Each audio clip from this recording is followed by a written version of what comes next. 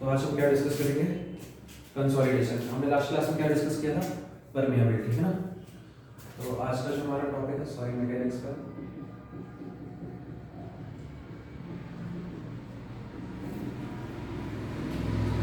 Compressibility and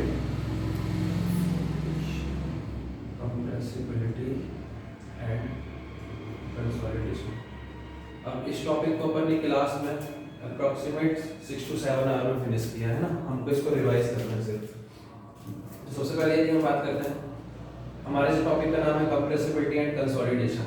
यदि हम बात करते हैं तो बेसिकली कंप्रेसिबिलिटी क्या कहलाती है? कंप्रेसिबिलिटी क्या कहलाती है? Decrease in volume, decrease in volume in soil, है ना। ये चीज हम डिस्कस कर चुके थे। यदि हम कंप्रेसिबिलिटी को देखें, कंप्रेसिबिलिटी को देखते हैं, कंप्रेसिबिलिटी को हमने क्या कर लिया था? तोड़ लिया था। किस तरीके से? ये क्या था हमारा? एक तो इनिशियल कंप्रेशन और एक था हमारे पास कंसोलिडेशन। यदि हम बात करते हैं इनिशियल कंप्रेशन की, तो बेसिकली है क्या ये? जहां पर एयर वॉइड्स क्या होते हैं? एक्सपेल आउट होते हैं, है ना। जिस पर यदि हमने बात करें इनिशियल कंप्रेशन को हम क्या बोलते हैं? कॉम्पैक्शन बोलते हैं, है ना। ये कैसी होती है? इंस्टेंटेनियस प्रोसेस होती है ना। और इनिशियल कंप्रेशन बेसिकली यदि हम बात करते हैं तो होता किसके कारण है? इनिशियल कंप्रेशन बेसिकली यदि हम बात करते हैं तो किसके कारण होता है? Lack of lateral confinement, lack of lateral confinement, है ना। लैक ऑफ लैटरल कन्फाइनमेंट के कारण जो हमारा इनिशियल कंप्रेशन होता है किस प्रकार की सॉइल में होता है? हमारा ड्राई सॉइल में भी हो सकता है, पार्शियली सैचुरेटेड सॉइल में भी हो सकता है और सैचुरेटेड सॉइल में भी हो सकता है। नेक्स्ट यदि हम बात करते हैं तो एयर वॉइड के एक्सपेल आउट होने के कारण, मतलब इनिशियल कंप्रेशन के कारण, मतलब एयर वॉइड्स के एक्सपेल आउट होने के कारण जो हमारा इनिशियल कंप्रेशन होता है ये किस सॉइल में हो सकता है? बेसिकली एक में बात करेंगे तो ये ड्राई सॉइल में हो सकता है और सैचुरेटेड सॉइल में, ये अनसैचुरेटेड सॉइल, अनसैचुरेटेड सॉइल है, अनसैचुरेटेड सॉइल। ओके, इसमें भी एयर भी तो एक्सपेल आउट होगी हमारी, है ना। नेक्स्ट यदि हम बात करते हैं कंसोलिडेशन को, यदि हम बात करें तो कंसोलिडेशन को भी हमने दो पार्ट में तोड़ लिया। एक हमारे पास क्या होता है? प्राइमरी कंसोलिडेशन और हमारे पास क्या होता है? Secondary consolidation. और प्राइमरी कंसोलिडेशन की यदि हम बात करते हैं तो प्राइमरी कंसोलिडेशन कैसा होता है? इसमें क्या होता है? वाटर एक्सपेल्ड आउट होता है ना। वाटर एक्सपेल्ड, जब हम लोड लगाते हैं तो हमारा वाटर क्या हो जाता है? एक्सपेल्ड आउट हो जाता है। जबकि हम बात करते हैं सेकेंडरी कंसोलिडेशन की, तो सेकेंडरी कंसोलिडेशन बेसिकली किसके कारण होता है? हमारा सेकेंडरी कंसोलिडेशन होता है plastic readjustment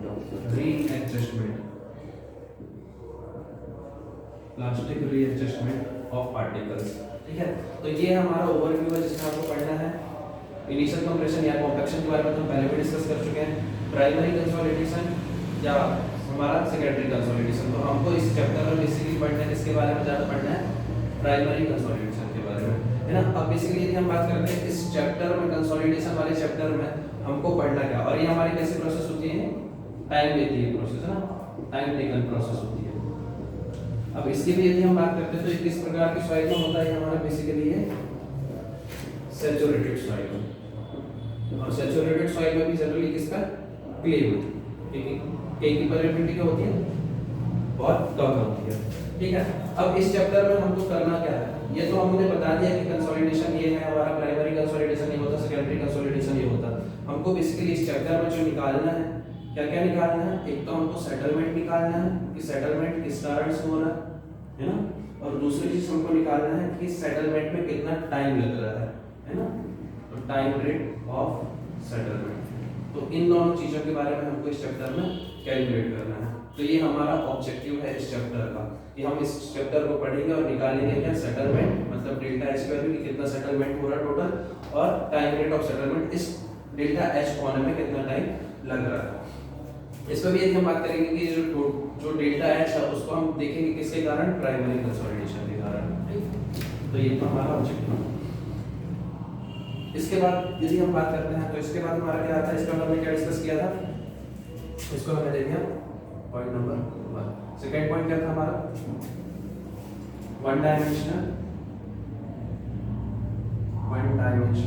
consolidation. One dimensional consolidation. अब वन डायमेंशनल कंसोलिडेशन की यदि हम बात कर रहे हैं तो वन डायमेंशनल कंसोलिडेशन का मतलब क्या होगा, जैसे यदि हम बात करते हैं डेल्टा एक्स अपॉन एक्स और डेल्टा जेड अपॉन जेड, ये हमारा क्या है, 0। यदि हम बात करते हैं डेल्टा वाई अपॉन वाई की, तो इस पर जो हमको सेटलमेंट मिलेगा हमेशा वर्टिकल डायरेक्शन में मिलेगा और वेरी स्मॉल मिलेगा, है ना। तो हम जो कंसोलिडेशन देखेंगे, जो सेटलमेंट देखेंगे, सिर्फ और सिर्फ वाई डायरेक्शन में देखेंगे। ये हमारा वन डायमेंशनल कंसोलिडेशन, ठीक है। इस पर भी यदि हम बात करते हैं तो हम इस पर कुछ पॉइंट डिस्कस करेंगे। सबसे पहले यदि हम बात करते हैं तो हमारा क्या आ जाता है, कौन सा टेस्ट होता है हमारा, ओइडोमीटर टेस्ट। अब इसके बारे में हमने डिटेल से पढ़ा हुआ है।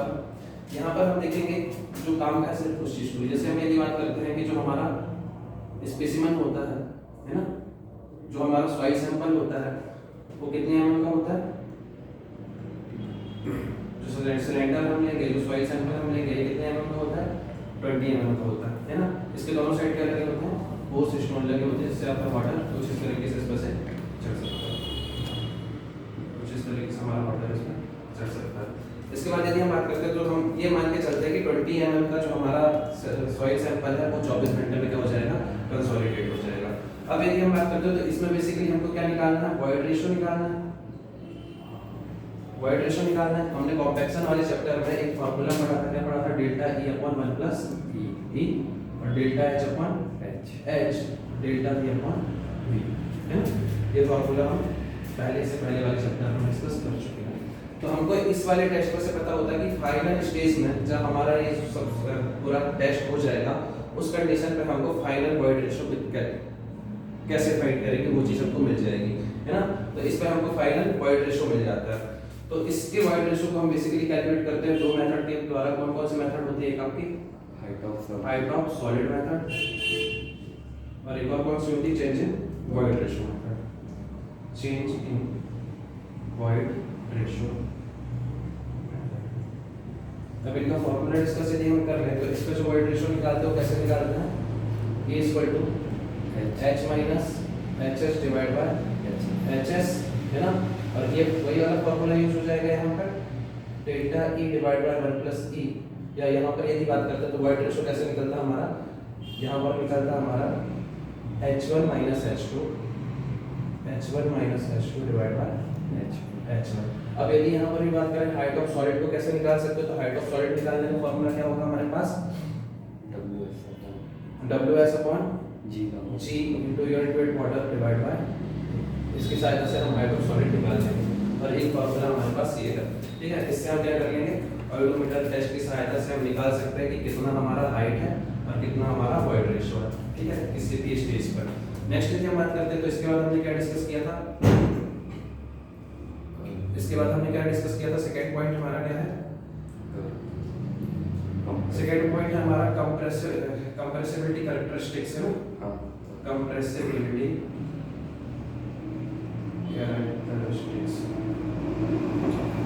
कैरेक्टरिस्टिक्स में हमने एक कर्व देखा था, और कर्व किसके बीच में था हमारा, हमने इस पर दो कर्व देखे थे। एक कर्व हमारा जो था किसके बीच में था, हमारा वॉइड रेशियो और इफेक्टिव स्ट्रेस, है ना।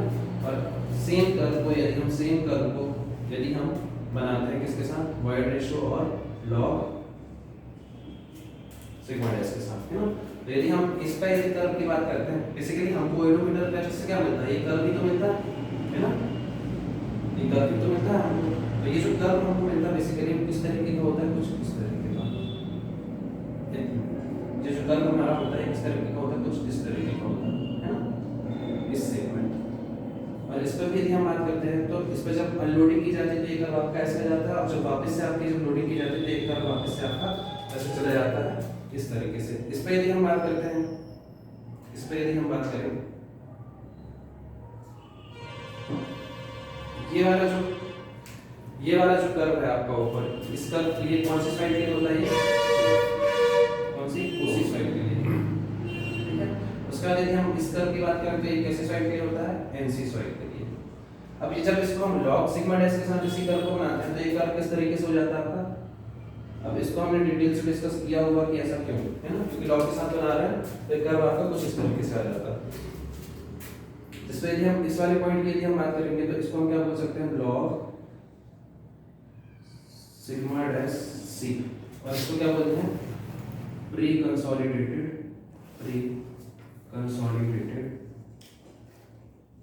स्ट्रेस।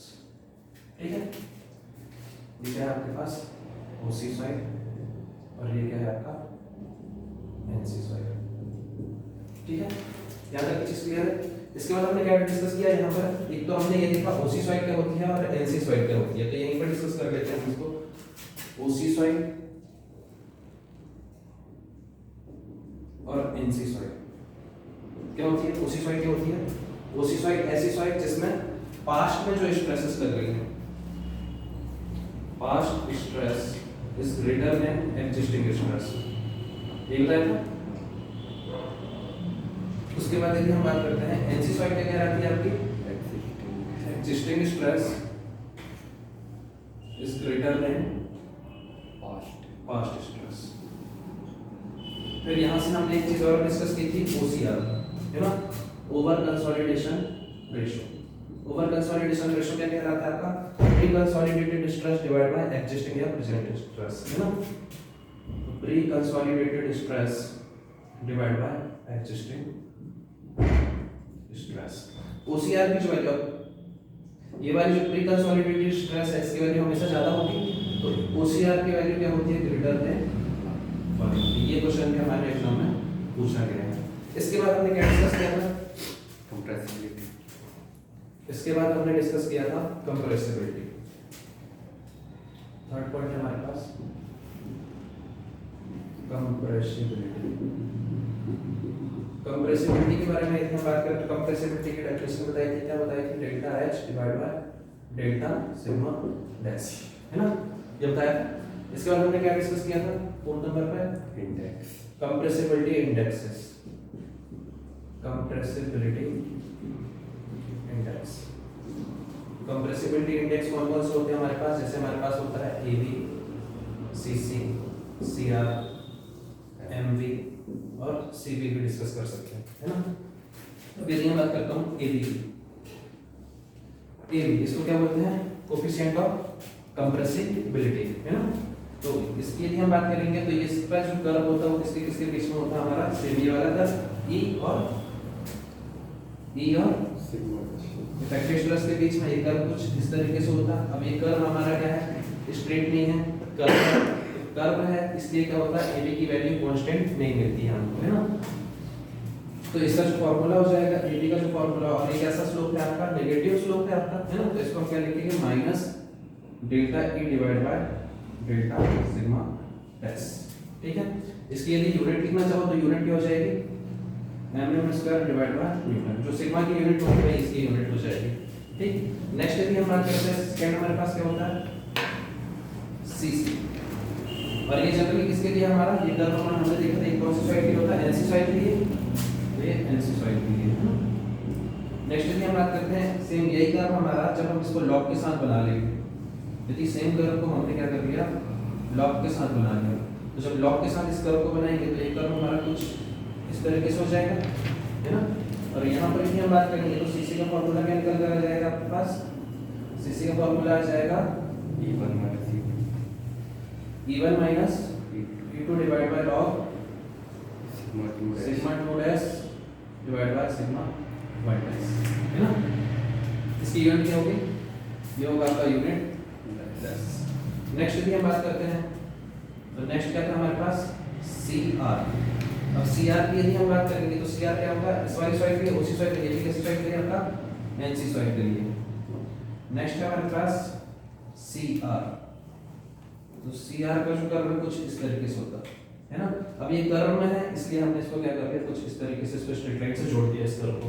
जब इसको जोड़ देंगे एक साइड के लिए आपका, ओसी साइड के लिए, सी आर इक्वल टू क्या हो जाएगा आपके पास एक formula E1 minus E2 divide by log sigma 2 dash divide by sigma 1 dash.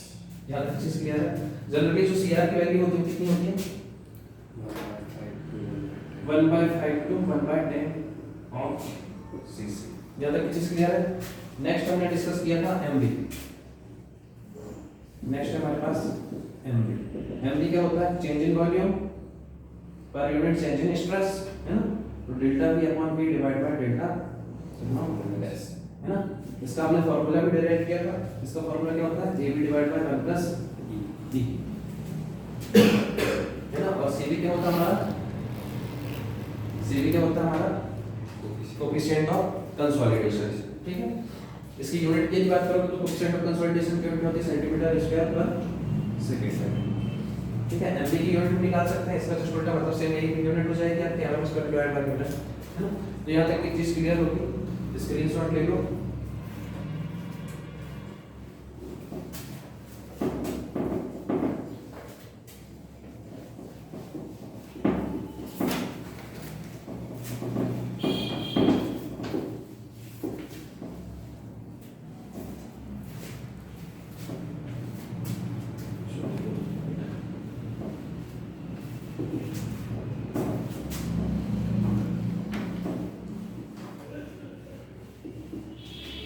Next area बात करते हैं। नेक्स्ट हमने क्या डिस्कस किया था computation of primary consolidation. Fifth point हमारे पास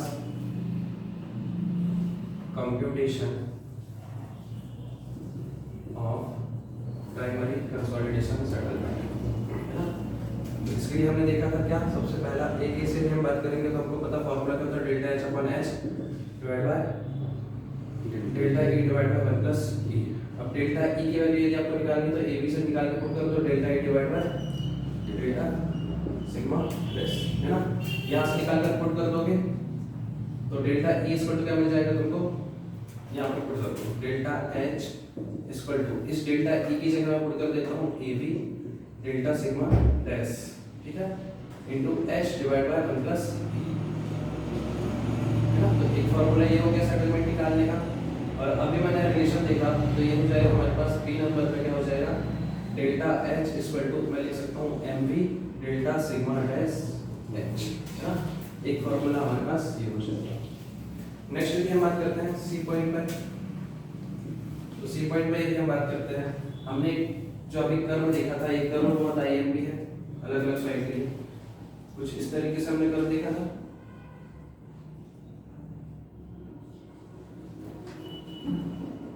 कुछ इस तरीके से हमारा कर्व था। एक ऐसी साइड के लिए था OC साइड के लिए और एक ऐसी साइड के लिए था NC साइड के लिए था, है ना। यहाँ पर हमारा क्या था log सिग्मा डैश C, ठीक। यहाँ पर चल रहा है आपका log सिग्मा डैश और यहाँ पर क्या चल रहा है आपका y डैश, ठीक है।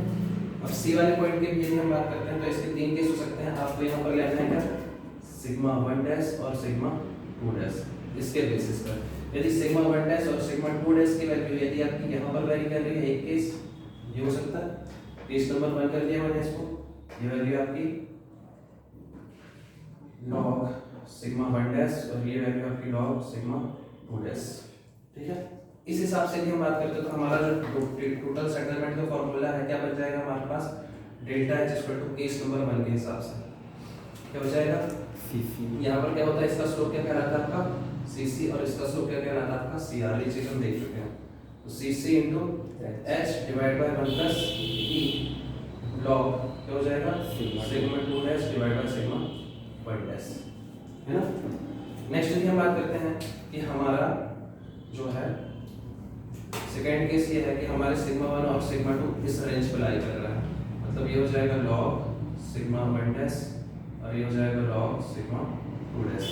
इस कंडीशन में हमारे पास जो सेटलमेंट का फार्मूला होगा सेटलमेंट का फार्मूला क्या आएगा डेल्टा H इक्वल टू यहाँ पर CC की जगह क्या हो जाएगा CR H divide by 1 plus E log ये क्या हो जाएगा sigma 2 dash divide by sigma 1 dash. यहाँ तक चीज क्लियर है। अब हमने क्या किया एक रेंज ये हो सकती है कि सिग्मा 1 तो हमारा ये है और सिग्मा 2 हमारा ये है ना। तो इन दोनों के बीच में हम ये फॉर्मूला अप्लाई कर सकते हैं सेटलमेंट निकालने का। तो हमारा क्या हो जाएगा, थर्ड नंबर का केस क्या हो जाएगा, यहाँ से डेल्टा एच इक्वल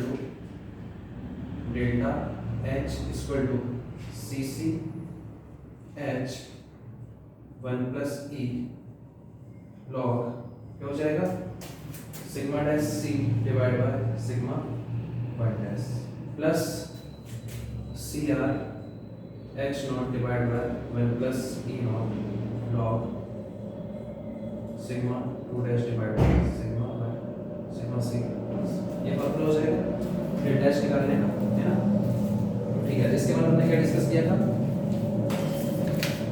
इसके जस्ट बाद थर्ड नंबर के केस के बाद computation of increase in effective next point है ना, फिर सिक्स पॉइंट क्या था हमारा, computation of increase in effective stress. Computation of increasing of effective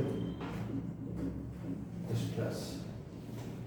ठीक है, तो इफेक्टिव स्ट्रेस जितनी इंक्रीज हो रही है, मतलब मैं बोल सकता हूँ डेल्टा सिग्मा डैश हमको निकालना है, और ये कैसे निकालेंगे हम, sigma 1 dash sigma 2 dash minus sigma 1 dash से। सिग्मा 1 डैश क्या है आपका, लोड लगने से पहले आपकी जो भी इफेक्टिव स्ट्रेस होगी वो, और सिग्मा 2 डैश क्या है आपकी लोड लगने के बाद जो भी इफेक्टिव स्ट्रेस होगी वो, है ना। यदि हम बात करते हैं, आपको बेसिकली हम बात करते हैं सिग्मा 1 डैश आपको पता होगी, आपको निकालना है क्या, सिग्मा 2 डैश। तो सिग्मा 2 डैश कैसे निकल के आ जाएगा आपका, sigma 1 dash plus delta sigma dash.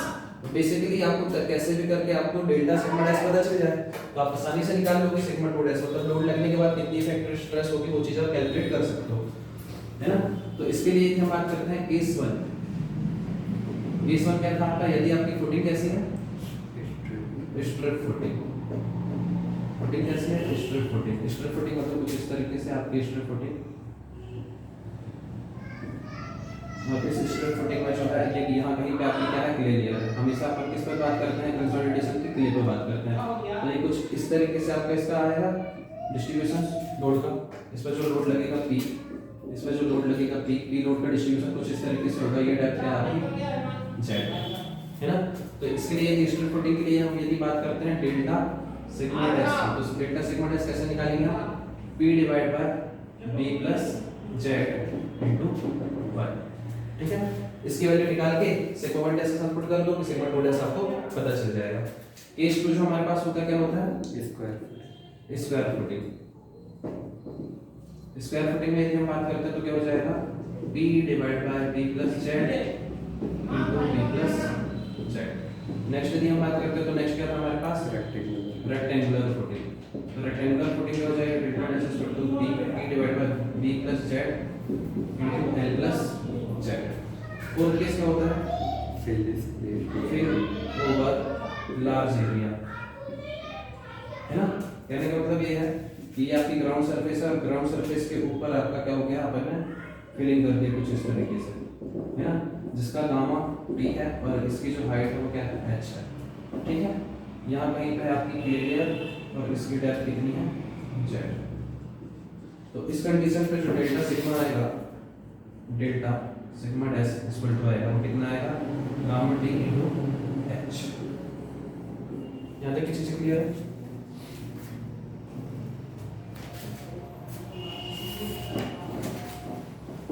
Next यदि हम बात करते हैं तो नेक्स्ट हम कहाँ पहुँच जाएंगे, नेक्स्ट पॉइंट क्या था हमारा जो हमने डिस्कस किया था, time rate of consolidation. Next हम बात करेंगे थर्ड मेजर पॉइंट जो हमारा था वो क्या था, टाइम रेट ऑफ कंसोलिडेशन। तो यहाँ तक हमने पहले बोला था दो चीज निकालनी है, एक सेटलमेंट निकालना, तो यहाँ तक हमने सेटलमेंट निकालना सीख लिया। अब हमको निकालना है टाइम रेट ऑफ कंसोलिडेशन की, उस डेल्टा एच को होने में कितना टाइम लग रहा है आपको, उसकी स्पीड क्या है ना। तो इसमें सबसे पहले यदि हम बात करते हैं तो इसमें क्या होता है, हमारे पास कर्जागी ने हमको क्या दी थी, वन डायमेंशनल इक्वेशन दी थी, और उसको बताने के लिए उसने क्या किया था, कुछ एजम्पशंस दिए थे, है ना। एजम्पशंस बहुत सिंपल है, और ये भी याद रखना है जो टाइम रेट कंसोलिडेशन पढ़ रहा है अपन किसके लिए पढ़ रहा है, ऐसा कर्जागी नहीं अपने एजम्पशंस में बोला है ना, प्राइमरी कंसोलिडेशन सेटलमेंट के लिए। ठीक है, सॉइल आपकी होमोजेनियस होनी चाहिए, आइसोट्रॉपिक होनी चाहिए, हमेशा जो आपका सेटलमेंट होना चाहिए वर्टिकल डायरेक्शन पे होना चाहिए, है ना, लेटरल स्ट्रेंथ क्या होनी चाहिए, जीरो होनी चाहिए। तो ये सारे जो एजम्पशंस किसने बताए थे, टरजागी ने बताए थे। तो एजम्पशंस देख लेना, इसने वन डायमेंशनल इक्वेशन क्या दी थी, Terzaghi one dimensional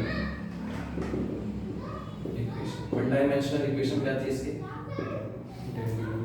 delta u divide by delta t equal to cv into delta square u divide by delta square. ये इक्वेशन दी थी इसने टरजागी में, ठीक है। इस पे यदि हम बात करते हैं तो cv क्या है, cv हमारा क्या होता है, कोफिशिएंट ऑफ कंसोलिडेशन,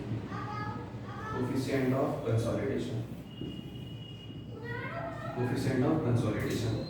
जिसका फॉर्मूले की यदि हम बात करते हैं cv के फॉर्मूले की, तो cv का फॉर्मूला क्या होता है आपके पास, k divide by unit weight of water into, है ना। इसकी यूनिट की यदि बात करोगे तो क्या हो जाएगा, सेंटीमीटर स्क्वायर पर सेकंड, ठीक है। अब यहाँ पर हम बात कर लेते हैं क्या जेट के बारे में। तो जेट के बारे में जानने के लिए हम क्या करेंगे, इसका बनाएंगे क्या, pore water pressure variation at time t, pore water variation with time t at depth check, ठीक है। यदि हम बात करते हैं तो इसका हमने क्या बना दिया, फोर वाटर प्रेशर बनाया। इसके दो केस होते हैं, दो केस में बनाई जाती है। जब यहाँ पर आपका क्या है, ऊपर सैंड है और नीचे सैंड है, और जनरली हम जो कंसोलिडेशन चेक करते हैं किस पर, क्ले पे चेक करते हैं, हमारा केस होता है। तो इसको हम क्या बोल देते हैं, two way system, two way system. और यदि हम बात करते हैं सेकंड केस है हमारे पास फोर वाटर वेरिएशन, देखिए यहाँ पर क्या है आपका, यहाँ पर तो आपका सैंड है लेकिन नीचे से आपका ये क्या है, आपका रॉक है ना, ये आपकी क्ले है। तो इस कंडीशन पे भी हम बात करते हैं, जिसको हमने, ये आपका टू वे सिस्टम और ये आपका वन वे सिस्टम, ये आपका वन वे सिस्टम। यदि इस पे हम फोर वाटर वेरिएशन का डायग्राम देखते हैं तो आपका जो फोर वाटर वेरिएशन होता है, आपका pore water excess pore water variation जो है, प्रेशर जो है वो आपका इस डायरेक्शन पे है और जेड आपकी इस डायरेक्शन पे है, ठीक है। जेड मतलब डेप्थ आपने इस डायरेक्शन पे लेकर रखी है और ये क्या है आपका u, ठीक है। आपका ये हर एक पॉइंट में क्या मिलता है, आपको ये कांस्टेंट मिलता है। आपको ये हर एक पॉइंट में क्या मिलता है, फोर वाटर प्रेशर कांस्टेंट मिलता है, यहाँ पर भी आपको कांस्टेंट मिलता है। अब हमने बात की है किसी पर्टिकुलर डेप्थ में यदि आप बात करते हो तो टाइम टी पर, तो जो हमारा फोर वाटर प्रेशर का वेरिएशन है किसी टाइम टी पे यदि हम बात करेंगे तो किस तरीके से आता है, कुछ इस तरीके से, है ना। टाइम के साथ जो है आपका जो एक्सेस फोर वाटर प्रेशर वो धीरे धीरे क्या होता जाएगा, टाइम के साथ डिसिपेट होता जाएगा, है ना। तो ये है आपका T1 टाइम। फिर यदि हम बात करेंगे तो कुछ इस तरीके से, ये है आपका T2 टाइम, ये है आपका T3 टाइम। ये किसके लिए है, आपका टू वे सिस्टम के लिए। ऐसे यदि हम इसकी बात करते हैं तो इसमें हमारा पानी जो है सिर्फ और सिर्फ इस डायरेक्शन में निकल सकता है, ऊपर निकलेगा, है ना, क्योंकि हमारा सिर्फ टरजागी ने क्या बोला था, वन डायमेंशनल कंसोलिडेशन। तो जो सेटलमेंट होगा या जो पानी जो निकलेगा सिर्फ इस डायरेक्शन पे निकल पाएगा, वाई डायरेक्शन पे निकल पाएगा। तो इसका जो टाइम का वेरिएशन है फोर वाटर के साथ कुछ इस तरीके से होगा, ये आपका T1, ये आपका T2 और ये आपका T3। ये चीज क्लियर है ना। इस चीज को डिटेल से डिस्कस किया था। नेक्स्ट यदि हम बात करते हैं तो इसके बाद हमने क्या पढ़ा था, इम्पोर्टेंट नॉन डायमेंशनल पैरामीटर।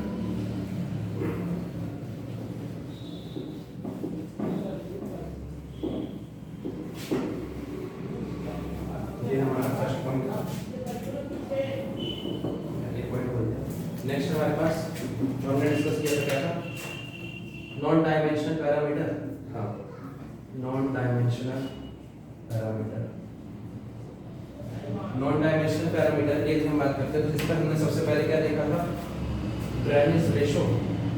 क्या था first number point, drainage path ratio. First था हमारे पास ड्रेनेज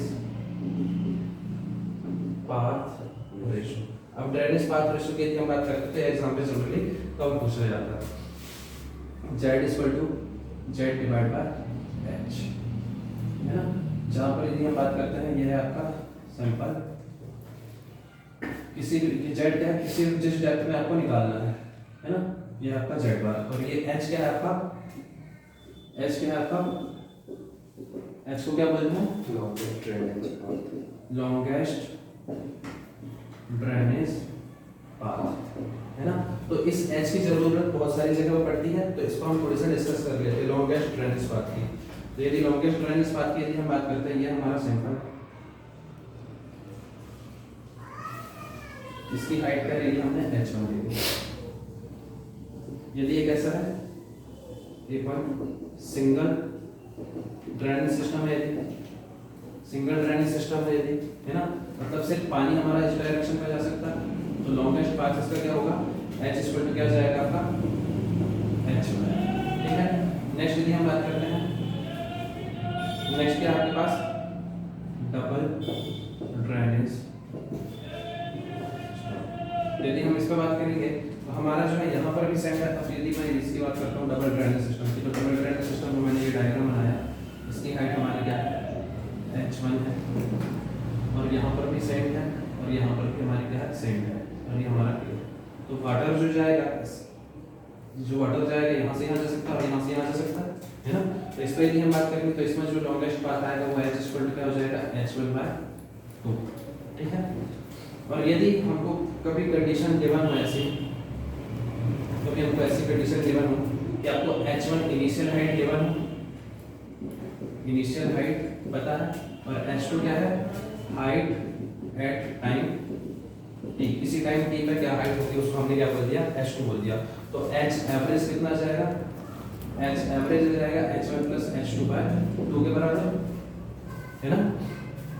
अच्छा, यदि यहाँ से हम बात करें तो इस कंडीशन पे यहाँ पर जो h आएगा वो कितना जाएगा h एवरेज के बराबर, और डबल ड्रेनेज सिस्टम पे जो h आ जाएगा वो क्या जाएगा h एवरेज/2 के बराबर, ठीक है। ये चीज क्लियर है। नेक्स्ट हमने क्या डिस्कस किया था, ड्रेनेज पाथ रेशियो के बाद सेकंड पॉइंट हमारे पास degree of consolidation. Second point है हमारे पास degree of consolidation. Degree of consolidation को हमने किससे शुरू किया था, u से शुरू किया था। अब इसके भी हमारे पास कितने केस होते हैं, 3 केस होते हैं। केस 1 क्या है आपके पास, जब आपको when pore water pressure is, है ना, पोर वाटर प्रेशर आपको क्या है पता है। तो इस कंडीशन में जो आपका u आता है वो क्या आता है ui minus uz divide by ui। अब बेसिकली ये बात करते हैं ui और uz क्या है, हमने अभी डायग्राम बनाया था पोर वाटर प्रेशर के वेरिएशन का, ये डायग्राम बनाया था छोटे सिस्टम, है ना। तो यदि हम बात करते हैं हमको निकालना है किस डेप्थ में, z डेप्थ में, किसी z डेप्थ इस डेप्थ में निकालने की कोशिश करना है ना। तो हमको पता है पोर वाटर प्रेशर क्या होता है हमारा, ये क्या है आपका ui, ठीक है। यहाँ से यदि हम बात करते हैं हर एक पॉइंट पे यदि हम बात करेंगे तो हमारा जो पोर वाटर का प्रेशर का वेरिएशन जो है वो हर एक पॉइंट पे क्या रहने वाला है ui ही रहने वाला है। हमको निकालना है किसका, और इसका जो वेरिएशन होगा वो किस तरीके से होता है, कुछ इस तरीके से होता है, इस तरीके से। हमको निकालना क्या है, हमको निकालना है z डेप्थ में कितना होगा डिग्री ऑफ कंसोलिडेशन। तो z डेप्थ हमारी क्या है, ये है। तो ये यदि मैं बात करूं, ये वैल्यू क्या है हमारे पास, ये वैल्यू जो है हमारी ये क्या हो जाएगी ui माइनस ये कितना हमारा एक्सेस पोर वाटर प्रेशर मतलब uz। तो ये वाली वैल्यू कितनी हो जाएगी ui माइनस uz, है ना। क्या हो जाएगा ui minus uz divide by ui। तो ये हमको क्या मिल जाएगा डिग्री ऑफ कंसोलिडेशन, ठीक है। सेकंड केस क्या था हमारे पास, case number 2 when settlement is known। Settlement यदि तुमको पता है, तो सेटलमेंट यदि पता है तो इसके लिए मैं डायग्राम बना देता हूं यहाँ पर।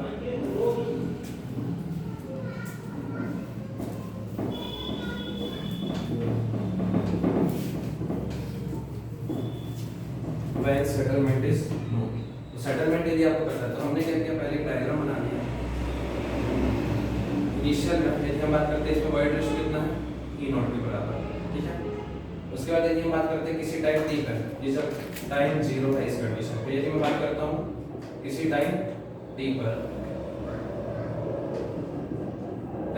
ये क्या हो गया आपका वाइड रेशियो इसका काम हो गया, कंसोलिडेशन हुआ, इसमें कंसोलिडेशन हुआ, तो इसमें जो सेटलमेंट हुआ वो कितना हुआ डेल्टा h के बराबर।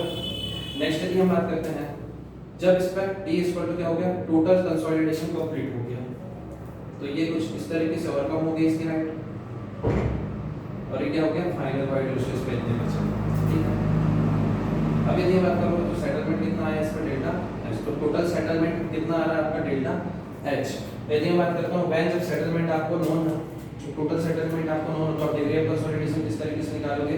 डिग्री ऑफ कंसोलिडेशन आप निकालोगे delta h divide by capital H into 100। ठीक है। केस नंबर 3 है आपके पास, केस नंबर 3 है आपके पास क्या? When void ratio void ratio is, जब आपको void ratio नोन हो, तो इस कंडीशन पे यदि हम बात करते हैं डिग्री ऑफ कंसोलिडेशन क्या आ जाएगा आपके पास? E0 minus E1 divide by E0 minus EF into. ठीक है। नेक्स्ट यदि हम बात करते हैं थर्ड नॉन डायमेंशनल पैरामीटर कौन सा? फर्स्ट हमने देखा था ट्रेंडिस पाथ रेशियो के बारे में, सेकंड हमने देख लिया किसके बारे में? डिग्री ऑफ कंसोलिडेशन के बारे में। तो थर्ड नंबर पे हम बात करेंगे किसकी? time factor time factor. Time factor को हम किससे शो करते हैं? टीवी से। तो इसका जो फार्मूला होता है टाइम फैक्टर का, टीवी का क्या होता है? TV CV into T divide by H square, जहां पर H हमने देख लिया क्या हमारे पास? Longest ट्रेंडिस path. ठीक है, यहां तक की चीज क्लियर है। अब यदि हम आगे बात करते हैं, इसको मैं यहां से रख कर रहा हूं।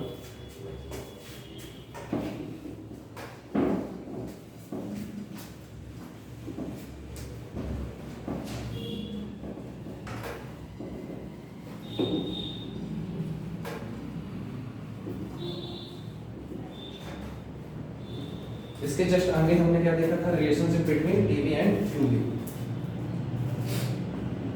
Relationship between TV and you, degree of consolidation और टाइम फैक्टर के बीच में क्या रिलेशन होता है? तो हमको पता है जब डिग्री ऑफ कंसोलिडेशन की वैल्यू क्या हो? लेस देन और इक्वल टू 60% है ना, लेस देन और इक्वल टू 60% हो, उस कंडीशन पे जो हमारा टीवी निकलता है वो कैसे निकलता है? Pi by 4 into u square से। ठीक है। नेक्स्ट यदि हम बात करते हैं, यदि हमारा डिग्री ऑफ कंसोलिडेशन ग्रेटर है किससे? 60% से, तो उस कंडीशन पे जो हमारा टीवी का फार्मूला है इसको याद रखना है। टीवी इक्वल टू क्या हो जाएगा हमारे पास? 1.781 माइनस 0.933 log 10 100 माइनस u। ठीक है, 100 माइनस u। इस वाले फार्मूले से हम क्या निकाल लेंगे? टीवी निकाल लेंगे। ऐसे यदि हम बात करते हैं, कुछ हमने निकाल के रखे हैं, जैसे हमने यही बात करें डिग्री ऑफ कंसोलिडेशन हमारा कितना हो? 50%। तो इस कंडीशन पे जो हमको टीवी मिलता है वो कितना मिलता है? 0.196। ठीक है। ऐसे यदि हम बात करते हैं हमारा ये डिग्री ऑफ कंसोलिडेशन कितना है? 90% है। इस कंडीशन पे हमारा टीवी कितना आता है? कितना आता है? 0.848 है ना। ये चीज हमने डिस्कस की हुई थी। इसके बाद यदि हम बात करते हैं तो इसके बाद हमने क्या देखा था? इसके जस्ट बाद हमारे कितने पॉइंट हो गए? 3 पॉइंट हो गए। इसके बाद हमने क्या देखा था? फोर्थ मेजर पॉइंट क्या था हमारे पास? Determination of coefficient of consolidation. किस तरीके से हम सीवी को कैलकुलेट करेंगे? तो इसको कैलकुलेट करने के लिए कुछ कर्व फिटिंग मेथड्स होती हैं, है ना। इसके लिए हमारे पास क्या होती हैं? Curve fitting methods. Curve fitting methods में से एक मेथड थी जिसको किसने दिया था? कैसाग्रांडे ने।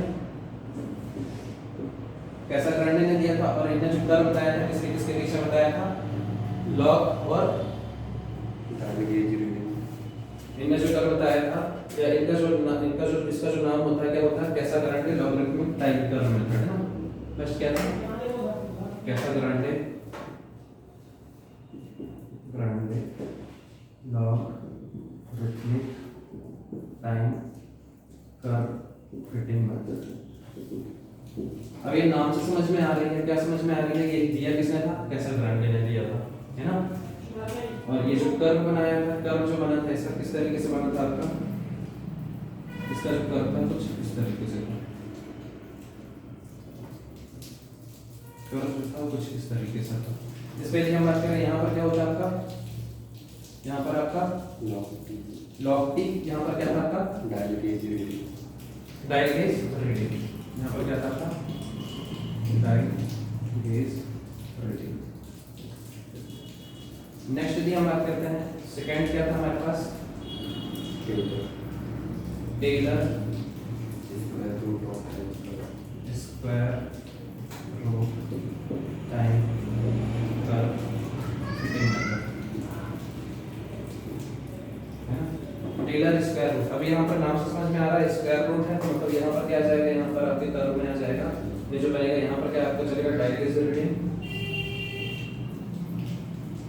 और यहाँ पर क्या आ जाएगा आपका स्क्वायर रूट, ठीक है। ये जो कर्व था हमारा एक इस तरीके से था, कुछ इस तरीके से, ठीक है। इस पे यदि हम बात करते हैं, इस पे जो टीवी लेते हैं, इस पे जो टीवी, इस पे जो कैलकुलेट किया था वो किस पे किया था, 50% कंसोलिडेशन, 50%, टाइम कितना था 50, है ना। तो इसका फार्मूला क्या बन जाएगा, ये फार्मूला बन जाएगा आपका इसी फार्मूले से, है ना। ये फार्मूला क्या जाएगा, CB * T50 divide by h square, है ना। इस पे यदि हम बात करते तो ये क्या था हमारे पास, T90 CB T90 divide by h square, ठीक है। इसकी सहायता से हम यहाँ से क्या कैलकुलेट कर लेंगे, CB कैलकुलेट कर लेंगे। CB इक्वल टू क्या हो जाएगा आपका T50 * h square divide bye T50, है ना।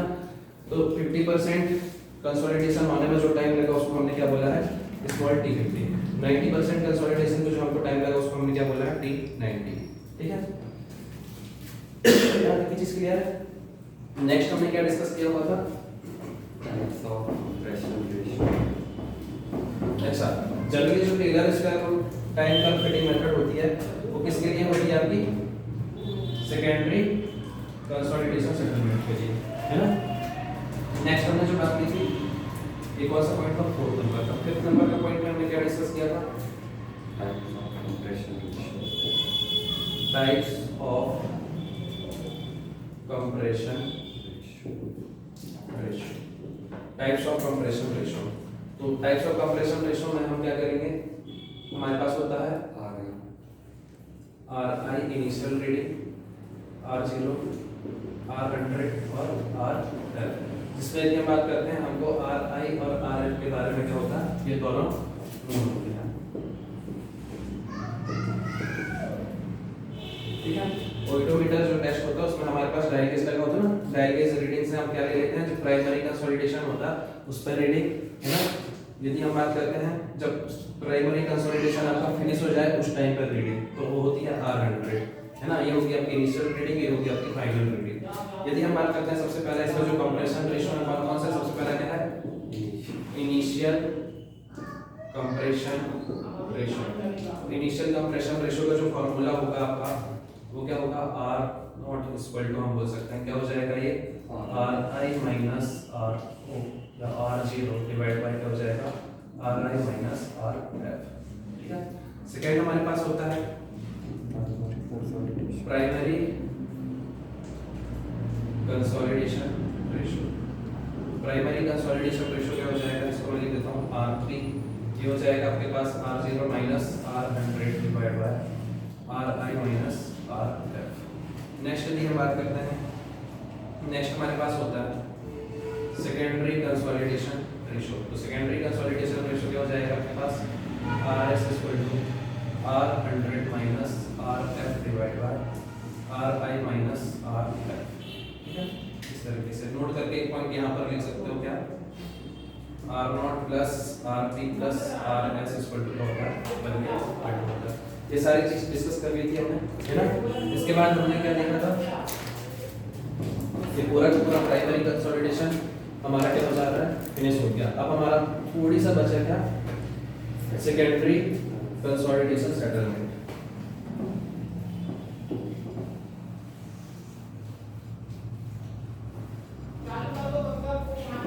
Secondary consolidation settlement, 6th heading हमारे पास सेकेंडरी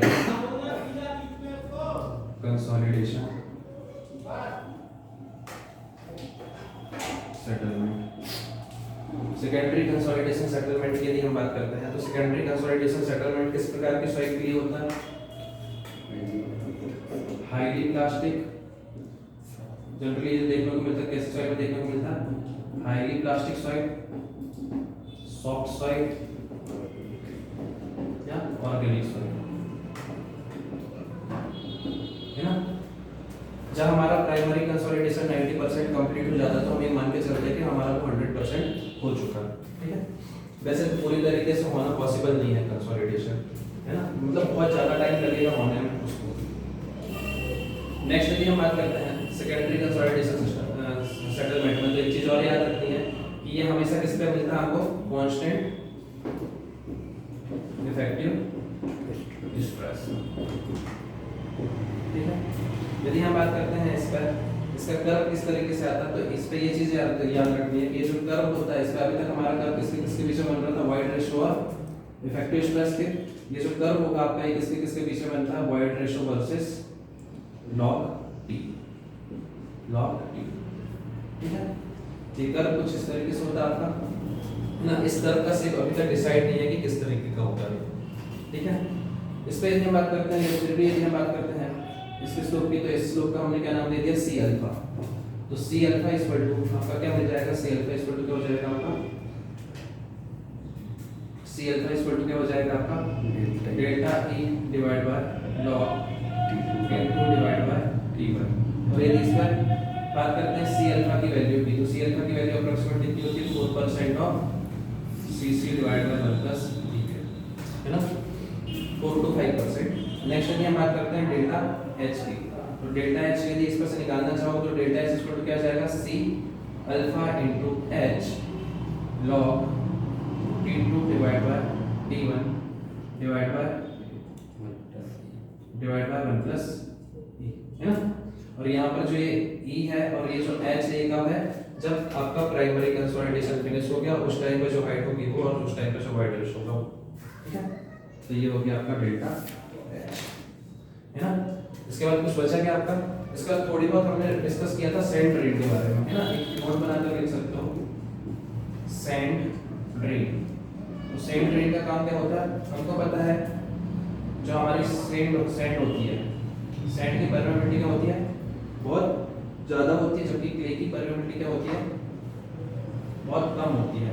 अब क्ले में यदि हमको क्या करवाना है, सेटलमेंट कराना है या कंसोलिडेशन कराना है, तो वहां पर हम क्या प्रोवाइड करते हैं, सैंड ड्रेन प्रोवाइड करते हैं, है ना। तो सैंड ड्रेन का बेसिक काम क्या हो गया, क्या करते हैं हम, कंसोलिडेशन को एक्सेलरेट करना हो यदि हमको, तो हम क्या प्रोवाइड करते हैं, सैंड ड्रेन को प्रोवाइड करते हैं। यहाँ तक आपका पूरा कंसोलिडेशन फिनिश हो गया। अगर वीडियो अच्छा लगता है तो वीडियो को लाइक, शेयर और सब्सक्राइब जरूर कर दो। Thank you.